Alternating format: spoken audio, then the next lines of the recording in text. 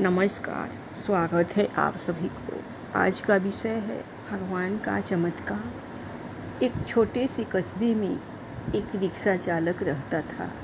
उसका नाम था नथु और उसकी पत्नी का नाम था माया। यह कहानी सच्ची घटना पर आधारित है। यह कहानी भगवान के चमत्कार की है। नथु बहुत ही नेक दिल इंसान था और रोज ऑटो रिक्शा लेकर जाता और लोगों को उनके घर पहुंचा आता। उसका व्यवहार एक छोटे बच्चे से लेकर बड़े बुजुर्गों की सभी व्यक्तियों से बहुत ही अच्छा था। अपने मधुर व्यवहार के कारण लोग उसे पहचानने लग गए थे। रात के 1 बजे भी किसी ने अगर आवश्यक काय से बाहर जाना होता तो वह बेचारा 1 बजे भी उठ जाता। किसी भी लोगों को मना करने की उसकी आदत नहीं थी। महिलाएं रात के समय भी उस ऑटो रिक्शा चालक की ऑटो में बिना संकोच बैठ जाती थी। वह इतना नेक दिल इंसान था कि सभी गांव के लोग उसको बहुत ही प्यार करते थे। उसकी 3 बेटियां थी। वह सभी पढ़ाई कर रही थी। एक बेटी तो पढ़ाई कर चुकी थी। उसने अपनी बेटी को 12वीं कक्षा तक पढ़ा लिया था। बाकी दोनों बेटियां शिक्षा ग्रहण कर रही थी। एक दिन उसने अपनी बड़ी बेटी की शादी तय कर दी थी। भगवान का दिया उसके पास गुजारे लायक काफ़ी था। ऑटो रिक्शा चालक ने अपनी बेटी का विवाह एक अच्छे परिवार में तय कर दिया था। उसके ससुराल वालों ने शादी की तारीख निश्चित कर दी थी। ऑटो रिक्शा चालक ने रात दिन मेहनत करके अपनी बेटी की शादी के रुपए जुटाए थे। उसने अपनी बेटी के गहने कपड़े और शादी का सारा सामान खरीद लिया था। वह अपनी बेटी की शादी का इंतजार कर रहा था। वह एक दिन भगवान के मंदिर में पूजा करने चला गया था। वह मंदिर में पूजा कर कहने लगा कि हे भगवान, मेरी बेटी की शादी जल्दी ही होने जा रही है। अपनी बेटी की शादी का सामान खरीदने में मुझे कभी कोई कमी नहीं आई। आपकी दया से सब कुछ ठीक चल रहा है। सारा सामान भी आ गया है। खाने पीने का सारा सामान भी आ चुका है। इस तरह भगवान को धन्यवाद देकर नथु घर आ गया। शादी के 2-3 दिन रह गए थे। अपनी बेटी के पास जाकर बोला, मेरे पास देने के लिए ज़्यादा तो कुछ नहीं। मैंने तुम्हारे लिए थोड़े से गहनों भी बनवा दिए हैं। तुम्हारी दोनों बहनों के हाथ भी पीले करने हैं। तुम्हारा हाथ एक अच्छे परिवार में दे रहा हूँ। लड़का अच्छी नौकरी करता है। तुम्हें वहाँ पर कोई भी कमी नहीं रहेगी। बेटा, लड़की तो पराया धन होती है। उसे तो एक न एक दिन ससुराल जाना ही पड़ता है। बेटा, निराश ना हो। आज मैं तुम्हें एक शिक्षा दे रहा हूँ। अपने ससुराल में बड़ों का सम्मान करना, अपने सास ससुर की खूब सेवा करना। मैं तुझे यह सीख दे रहा हूँ कि बड़ों की आज्ञा का पालन करना, अपने सास ससुर को ही अपने माता पिता समझना। तुम्हें मैंने 12वीं तक की शिक्षा दी है और सिलाई भी सिखा दी है। तुम्हारे ससुराल वाले अगर तुम्हें नौकरी करने देंगे तो वरना मना नहीं। हमारी मान मैदा का ख्याल रखना। लड़की ससुराल में अपने सद्गुणों से सभी को अपना बना लेती है।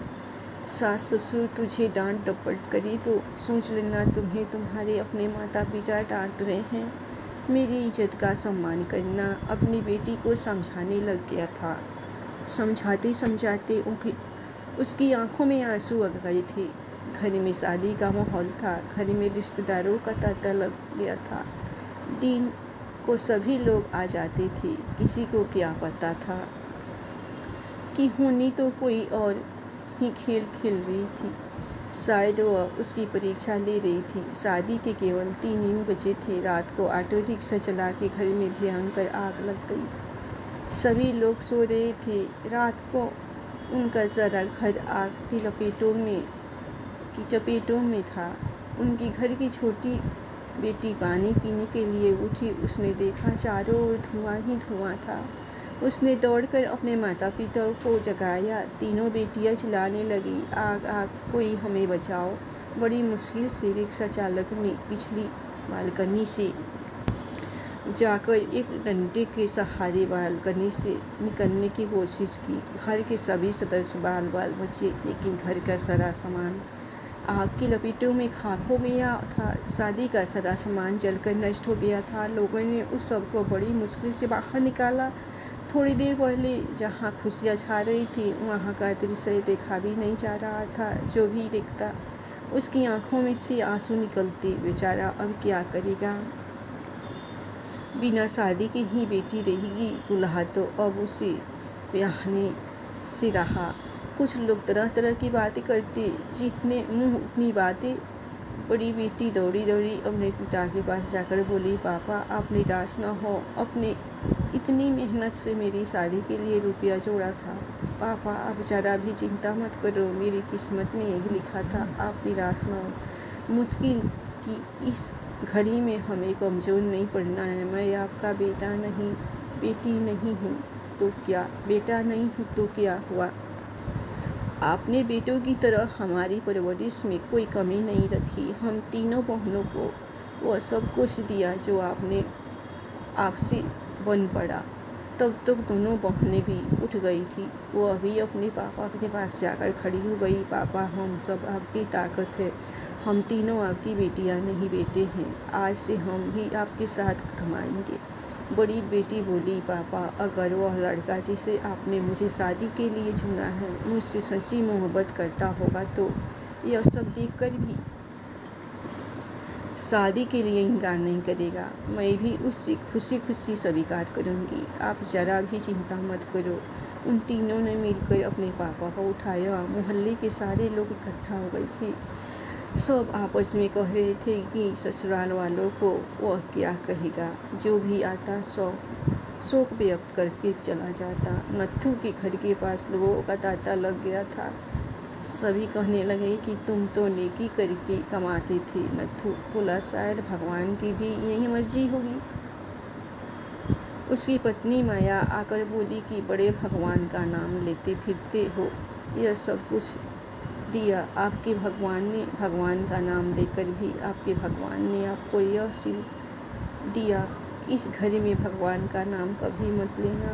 वह बोला, भगवान यह तो नीति का खेल है, भगवान को क्यों पूछती हो? तीनों बेटियों ने बड़ी मुश्किल से अपनी माँ को संभाला। इधर किसी ने प्रेस में खबर कर दी। अगले दिन समाचार पत्र में आ गया कि नत्थू राम का घर जलकर स्वाहा हो गया। दूसरे दिन जब लोगों ने देखा ऑटो रिक्शा चालक नत्थू का घर आग की लपेटों में जलकर पल भर में नष्ट हो गया था। उसकी बेटी की शादी को कुछ ही दिन रह गए थे। बेचारा अपनी बेटी की शादी कैसे करेगा? जिस किसी ने भी सुना वह आए बिना ना रह सके। जितने भी लोग उसको जानते थे सब के सब आकर न जाने क्या क्या लाए। उसका घर उपहारों से भर दिया। कोई जेवर लाया, कोई कपड़े, कोई राशन, कोई रुपए। जिन सभी नेताओं ने सुना सभी ने नत्थू राम की सहायता की। वह था ही इतना नेक इंसान, उसकी बेटी की शादी को भला कोई क्यों नहीं आता। शाम तक उसके घर में न जाने कितने रुपए इकट्ठे हो चुके थे। जब तीनों बेटियों ने अपने पापा को सारे रुपए थमाए, उन सबों को तो अपनी आंखों पर विश्वास ही नहीं हो रहा था कि जहाँ सब कुछ नष्ट हो गया वहाँ पर उनके पास इतना रुपया इकट्ठा हो गया था कि वह बैठे बिठाए तीनों बेटियों की शादी आसानी से कर सकता था। भगवान जब देता है तो छप्पर फाड़ कर देता है। उसने बड़ी धूमधाम से मंदिर में अपनी बेटी की शादी की। लोग आपस में कह रहे थे कि इस नेक दिल इंसान की सहायता भगवान क्यों नहीं करते।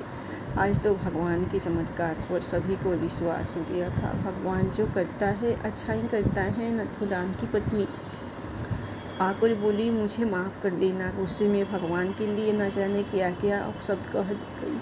तीनों बेटियां मुस्कुराकर अपनी माँ को देख रही थी। थोड़ी देर पहले जहाँ पर रुदन था वहीं पर सभी के चेहरों पर खुशी झलक रही थी। भगवान की माया पर बल है। वह इंसान की कड़ी से कड़ी परीक्षा लेने में कोई कसर नहीं छोड़ता। नत्थू राम और उसकी बेटियों ने मुसीबत की घड़ी में मिलकर एक दूसरे का साथ दिया, अपने हौसले को डगमगाने नहीं दिया। उसकी बेटियों ने एक बेटी की तरह अपने पिता के विश्वास को ठेस नहीं पहुंचने दी। भगवान ने रातों रात छप्पर फाड़कर उसकी सहायता की। वह बोला इतने रुपए इकट्ठे हो गए हैं जिससे मैं तुम तीनों की शादी भी आसानी से कर सकता हूँ। धन्यवाद। भगवान की चमत्कार कहानी को अगर आप लोग पसंद करते हैं तो आप लोग भगवान के नाम पर लाइक सब्सक्राइब जरूर कीजिए। प्रेम से बोलिए हर हर महादेव, जय श्री राम, लक्ष्मी नारायण की जय हो। अब सो जाइए।